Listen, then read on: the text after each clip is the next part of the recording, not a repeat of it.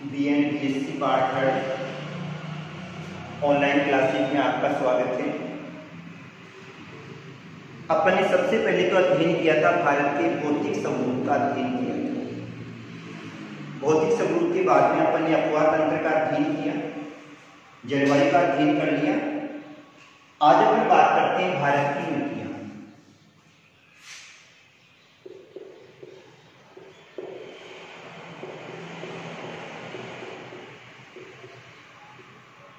यानी मिट्टी किसे कहा जाता है?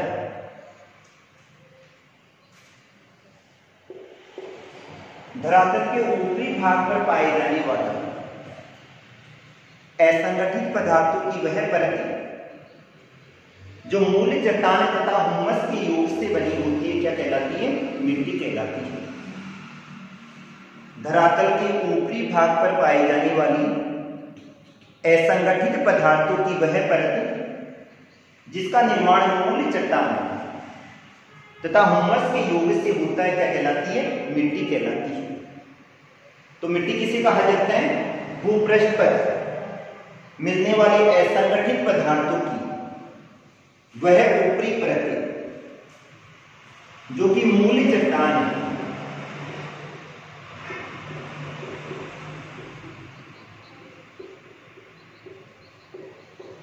तथा हुमस के योग से निर्मित होती है, क्या कहलाती है?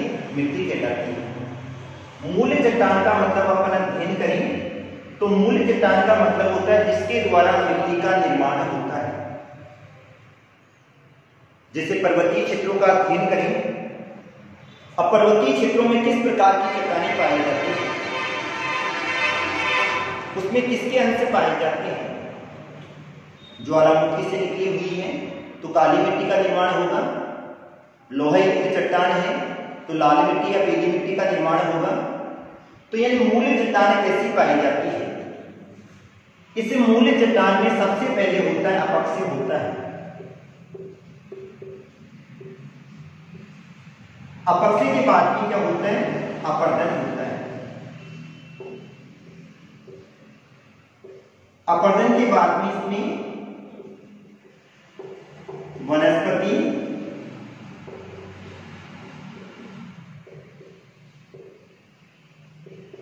और जीव जंतुओं के अंश मिल जाते हैं।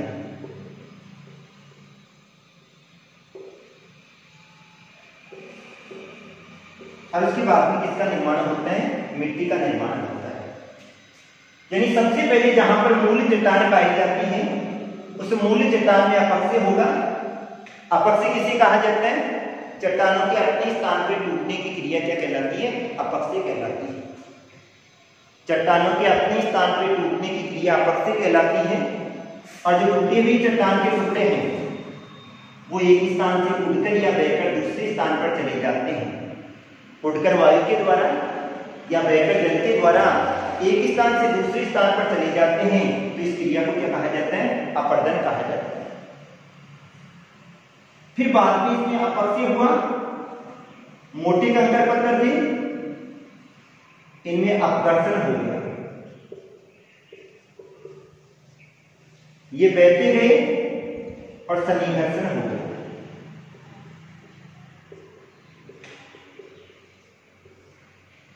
चट्टानों के टुकड़े और भी छोटे होते गए और लास्ट में उसमें वनस्पति तथा जीव जंतुओं के अंश मिलते गए।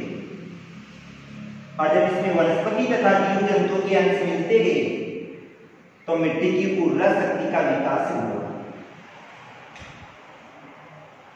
और इस क्रिया को कहा जाता है हुमस कहा जाता है। और लास्ट में किसका निर्माण हो गया? मिट्टी का निर्माण हो गया। तो अपन मिट्टी किसे कहा जाता है?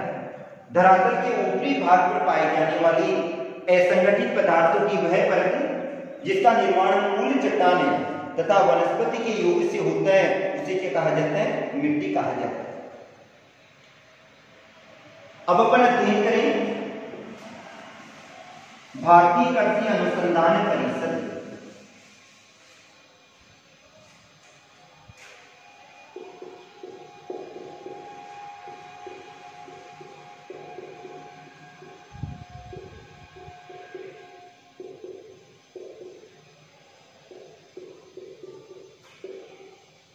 भारतीय कृषि अनुसंधान परिषद के अनुसार कणों की आकृति, मिट्टी का रंग, उसकी उर्वरा शक्ति और निर्माण प्रक्रिया के आधार पर अलग अलग भागों में बांटा जाता है, जिसमें जैसे अपनी जलोढ़ मिट्टी होगी,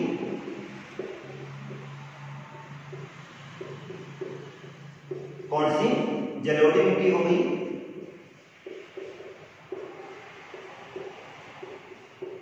काली मिट्टी होगी,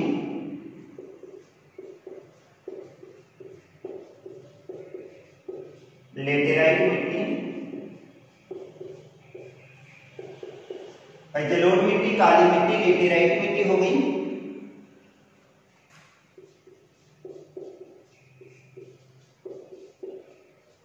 लाल मिट्टी होगी,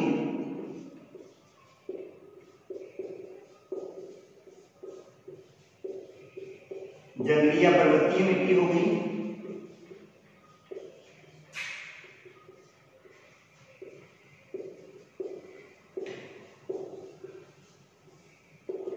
मरुस्थलीय मिट्टी होगी, जो कि कहां पाई जाती है?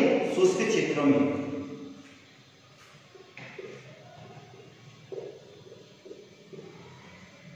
लवणीय तथा क्षारीय मिट्टी होगी। इन मिट्टियों का वर्गीकरण पीएच मान के आधार पर किया जाता है। तो लवणीय होगी, क्षारीय मिट्टी होगी और पीट व दलदली होगी।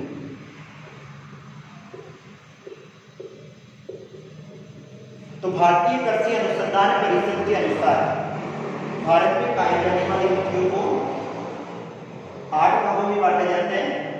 पहला जलोढ़ मिट्टी, ये वाली जो जलोढ़ मिट्टी है वो नदियों के मैदानी क्षेत्रों में पाई जाती है।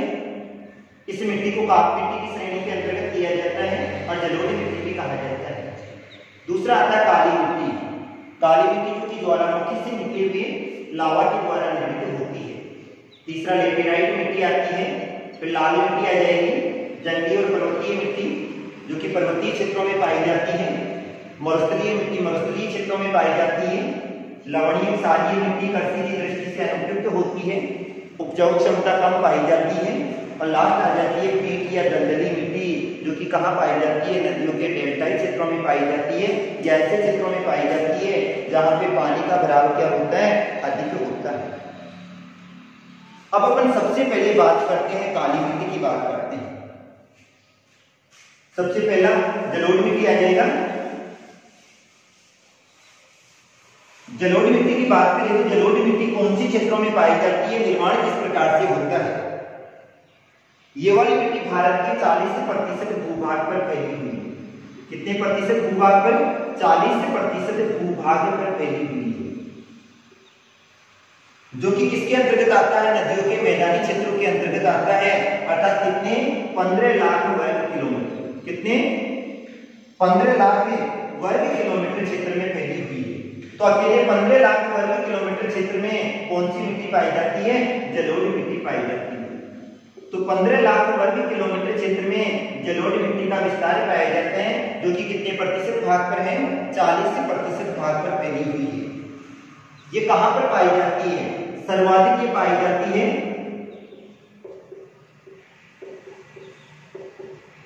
नदियों के मैदानी क्षेत्रों में पाई जाती है और डेल्टाई क्षेत्रों में पाई जाती है। कहां पर पाई जाती है? नदियों के मैदानी क्षेत्रों में पाई जाती है और डेल्टाई क्षेत्रों में पाई जाती है। इस मिट्टी का अध्ययन करें तो इसको 2 भागों में बांटा जाता है। एक खादर होता है और दूसरा बांगर। इनका अध्ययन अपन ने पहले वाले क्षेत्र में कर लिया था। खादर नवीनतम जलोढ़ के अंतर्गत किया जाता है और पुरानी जलोढ़ को क्या कहा जाता है? बांगर कहा जाता है। इनका अध्ययन करें तो बांगर की अपेक्षा खादर मिट्टी उपजाऊ होती है। ये उपजाऊ अधिक होती है, ये थोड़ी सी कम उपजाऊ होती है। खादर मिट्टी नवीन जलोढ़ से निर्मित होती है, अतः उपजाऊ अधिक होती है और ये वाली कम उपजाऊ होती है। इसका रंग कैसा होता है? रंग की बात करें तो इसका रंग लाल होता है या फिर बाद में कैसा पाया जाता है? भूरा पाया जाता है। या तो लाल पाया जाता है या कैसा पाया जाता है? पूरा पाया जाता है। अर्थात इसमें किसकी मात्रा अधिक पाई जाती है? Calcium carbonate. इसकी कैल्शियम कार्बोनेट की मात्रा क्या पाई जाती है? अधिक पाई जाती है। और कैल्शियम कार्बोनेट की मात्रा अधिक होने के कारण से ये वाली मिट्टी क्या होती है? कृषि की दृष्टि से क्या होती है? उपजाऊ होती है। अब ये वाली मिट्टी कौन से क्षेत्रों में पाई जाती है? तो अपन भारत का अध्ययन करें तो भारत की जो नदियों के मैदानी क्षेत्र पाए जाते हैं,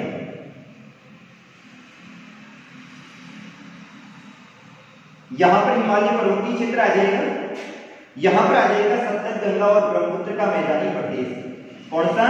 सतलज, गंगा और ब्रह्मपुत्र का मैदानी प्रदेश आ जाता है।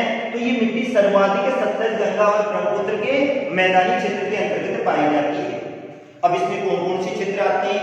पंजाब आ जाएगा, हरियाणा आ जाएगा, पश्चिमी बंगाल, बिहार, झारखंड, उत्तर प्रदेश, उत्तराखंड, असम, मेघालय, उत्तरी पूर्वी राजस्थान और दक्षिणी भारत के कुछ क्षेत्रों में पाई जाती है। पंजाब हरियाणा से लेकर उत्तर प्रदेश वाला ये क्षेत्र आ जाएगा, थोड़ा राजस्थान वाला क्षेत्र आ जाएगा और थोड़ा बहुत कौन सा आ जाएगा?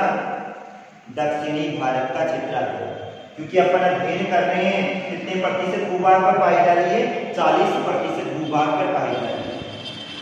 तो जलोढ़ मिट्टी जिसका निर्माण पर्वतीय क्षेत्रों में अपक्षय तथा अपरदन की क्रिया के द्वारा होता है, इस मिट्टी की विशेषताओं का अध्ययन करें तो बारीक रेत के कण पाए जाते हैं, वनस्पति के अंश अधिक मात्रा में पाए जाते हैं, अतः सबसे उपजाऊ मिट्टी पाई जाती है। दो भागों में बांटकर अध्ययन किया जाता है, खादर और दूसरा बांदर। खादर बांदर की अपेक्षा अधिक उपजाऊ होती है। इस मिट्टी में कैल्शियम कार्बोनेट की मात्रा अधिक पाई जाती है, अतः ये वाली सर्वाधिक क्या होती है? उपजाऊ मिट्टी होती है। अब दूसरी बात करते हैं अपन काली मिट्टी। पहला जलोढ़ मिट्टी हो गया, नदियों के मैदानी क्षेत्रों में पाई जाती है।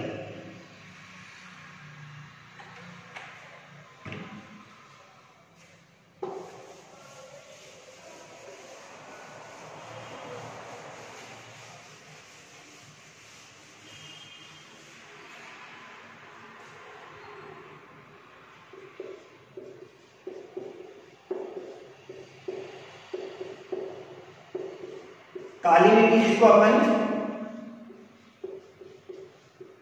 रेगुर मिट्टी भी कहा जाता है और कपास की मिट्टी भी कहा जाता है।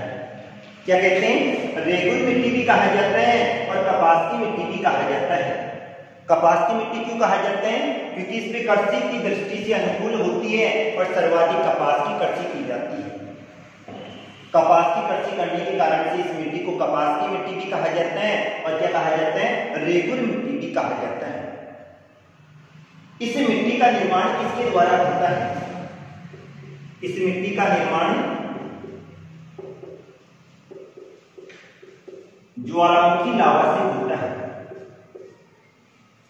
ज्वालामुखी ऐसा मुख जिससे ज्वाला बाहर निकलती है, अर्थात इसमें लावा भी निकलता है, विखंडित पदार्थों के टुकड़े भी निकलते हैं, गैस भी निकलती है, लेपिली भी निकलती है।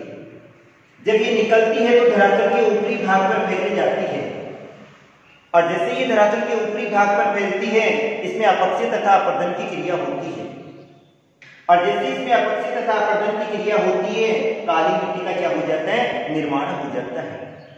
तो इस मिट्टी का निर्माण किसके द्वारा हुआ है? ज्वालामुखी से निकले हुए लावा के द्वारा इसका निर्माण हुआ है। अब इस मिट्टी की एक मुख्य विशेषता पाई जाती है, जैसे इसमें पानी देते हैं, जल देते हैं, तो ये वाली मिट्टी चिपचिपी हो जाती है और जैसे ये सूख जाती है, इसमें क्या पड़ जाती है? दरारें पड़ जाती है। अर्थात पानी देने पे तो यानी जल अधिक देने पे चिपचिपी हो जाती है, गीली हो जाती है और जैसे ही सूखती है, इसमें क्या पड़ जाती है? दरारें पड़ जाती है। अब ये वाली मिट्टी कितने क्षेत्र में पाई जाती है? तो 5.46 लाख वर्ग किलोमीटर क्षेत्र में यानी किसका विस्तार पाया जाता है? काली मिट्टी का विस्तार पाया जाता है। भारत के 5.46 लाख वर्ग किलोमीटर क्षेत्र में काली मिट्टी का विस्तार पाया जाता है। अर्थात ये वाली मिट्टी कहां पर पाई जाती है? तो भारत का जो दक्षिणी भाग आता है इसमें थोड़ा सा ऊपर की तरफ यहां पर दक्षिण का पठार पाया जाता है और इस दक्षिण के पठारी क्षेत्र में क्या पाई जाती है? काली मिट्टी पाई जाती है। इसमें क्या क्या पाए जाते हैं? मैग्नेटाइट भी पाया जाता है, लोहा भी पाया जाता है,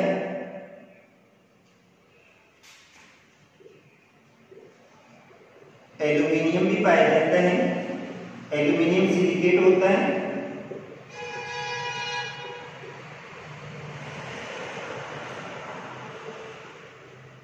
हुमस भी पाया जाता है। अब मैग्नेटाइट हो गया लोहा, लोहे के कारण से इस मिट्टी का रंग कैसा होता है? काला होता है। एल्यूमिनियम सिलिकेट हो गया, हुमस पाया जाता है, इस कारण से इस मिट्टी का रंग कैसा पाया जाता है? काली होती है। इसके अलावा तत्वों के रूप में अध्ययन करें तो नाइट्रोजन भी पाया जाता है, फास्फोरस भी पाया जाता है।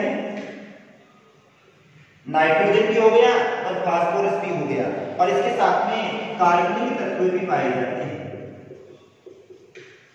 क्या क्या पाए जा रहे हैं? नाइट्रोजन भी पाया जाता है, फास्फोरस भी पाए जाते हैं और कार्बनिक तत्व भी पाए जाते हैं। इन तीनों की प्रधानता के कारण से ये वाली मिट्टी क्या होती है? उपजाऊ होती है। नाइट्रोजन हो गया, फास्फोरस हो गया और कार्बनिक तत्व पाए जाते हैं, अतः ये मिट्टी कैसी पाई जाती है? उपजाऊ पाई जाती है। कहां पाई जाती है सर्वाधिक? तो ये वाली मिट्टी 10 डिग्री से लेके 25 डिग्री, भारत कहां स्थित है? उत्तरी अक्षांश। तो 10 डिग्री से लेके 25 डिग्री उत्तरी अक्षांश तथा 37 डिग्री से 80 डिग्री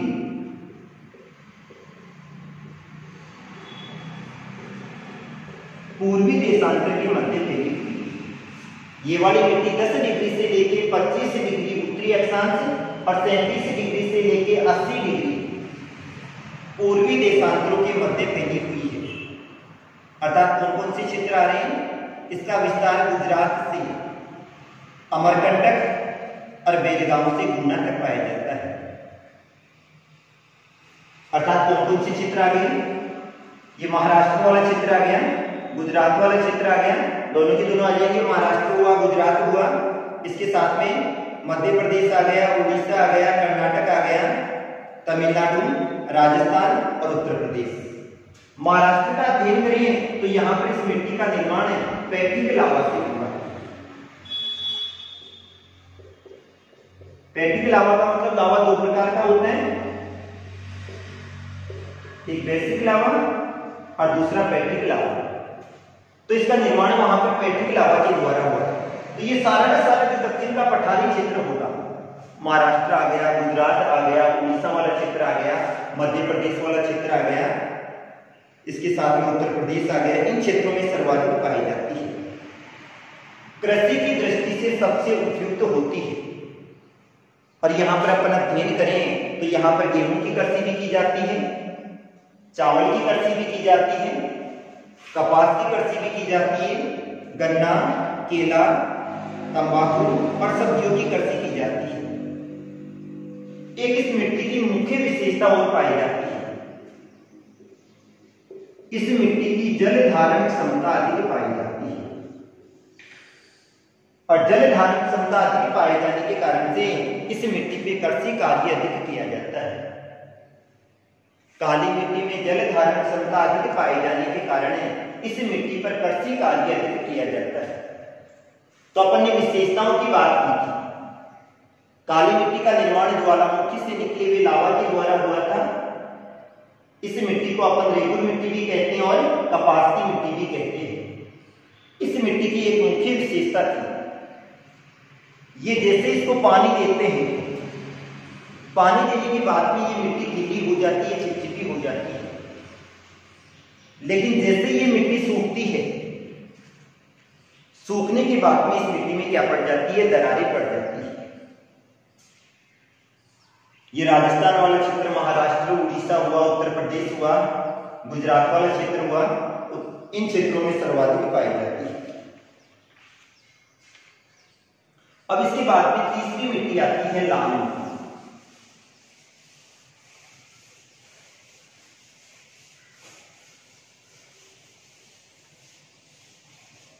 तीसरी कौन सी है, लाल मिट्टी।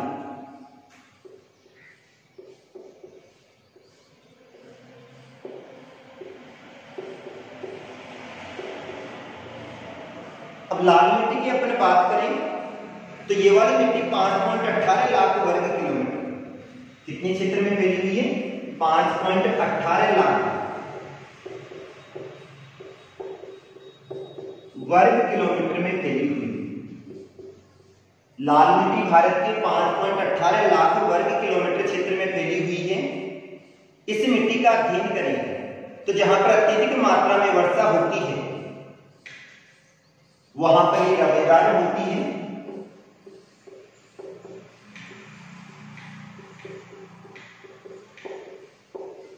और क्रिस्टलीय सेलों के द्वारा निर्मित होती है। इन सेलों में कौन सी क्रिया होती है, अपक्षय की क्रिया होती है और अपर्दन की क्रिया होती है। और अपक्षय तथा अपर्दन के कारण से ही इस मिट्टी का निर्माण होता है। इस मिट्टी का निर्माण वैसे तो कैसा पाया जाता है, लाल पाया जाता है, लेकिन कहीं कहीं पर भूरा भी होता है और भूरे के साथ में चॉकलेटी भी होता है। लाल मिट्टी का जो कलर पाया जाता है, रंग पाया जाता है, वो कैसा होता है, लाल होता है, लेकिन कहीं कहीं पे इसका रंग भूरा भी होता है और चॉकलेटी भी पाया जाता है। इस मिट्टी में सर्वाधिक जो मुख्य तत्व पाया जाता है वो कौन सा पाया जाता है, लोहा ऑक्साइड पाया जाता है। कौन सा, लोहा ऑक्साइड। लोहा पाया जाता है, लोहे के साथ में अगर ऑक्सीजन उपस्थित होती है और जैसे ही क्रिया होती है लोहे के ऑक्साइड बन जाते हैं, और जब लोहे के ऑक्साइड बन जाते हैं तो इसका रंग कैसा हो जाता है, लाल हो जाता है। इसमें घुलनशील तत्व भी अधिक पाए जाते हैं। इसके साथ में फास्फोरिक अम्ल होता है। क्या पाया जाता है, फास्फोरिक अम्ल भी पाए जाते हैं। फास्फोरिक अम्ल के साथ में कार्बोनेट भी इसके अंतर्गत पाए जाते हैं।